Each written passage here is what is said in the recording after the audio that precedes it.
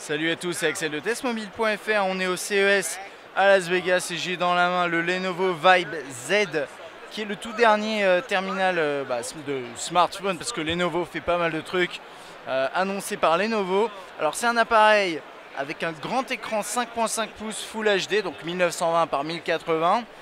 On a une puce, un chipset Snapdragon 800 quad-core à 2,2 GHz, il est compatible 4G. Android 4.3, il fait 7,9 mm d'épaisseur, ce qui est vraiment pas grand chose. Et il est très léger également, j'ai pas son poids sous les yeux vraiment. On a également une caméra 5 mégapixels à l'avant, idéale pour les selfies comme Lenovo aime le dire, et également LG il me semble, ou non, Huawei aime aussi dire ça, mais je crois que c'est vraiment la mode. 13 mégapixels à l'arrière.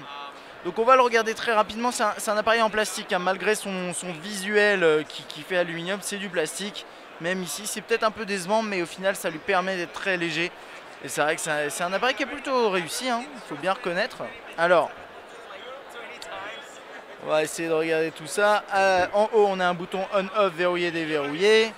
Sur la droite, on a, ça doit être, je sais pas s'il y a une extension, alors ça doit être pour la SIM. Voilà, juste ici. En dessous, micro USB. Là, le bouton de volume, toc toc. Et à l'arrière, cette coque en plastique avec un effet un petit peu en relief. L'appareil photo double flash LED.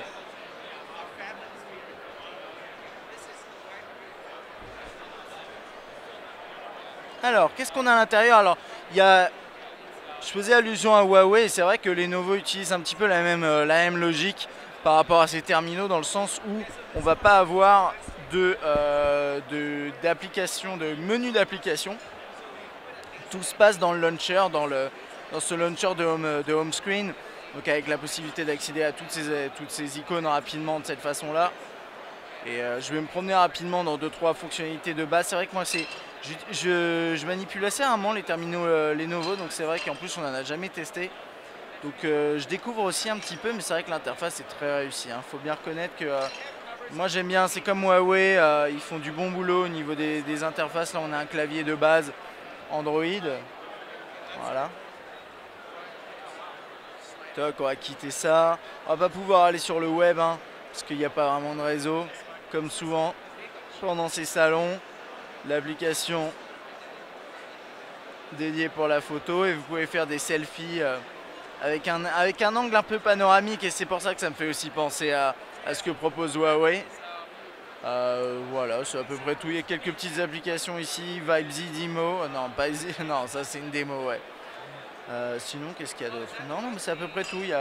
C'est un appareil qui tient bien en main, j'ai l'impression, malgré son grand écran, qui est léger. Un bon form factor plutôt réussi. Un design original, on va dire, et assez premium. Donc c'est un appareil qui sera... Alors je ne sais pas s'il s'il sera proposé en France, mais en tout cas au niveau du prix, c'est 550 $, à peu près 560 $. Voilà, ouais, 549 $ et disponible en février 2014. Donc c'est pour bientôt. Voilà, allez, à bientôt.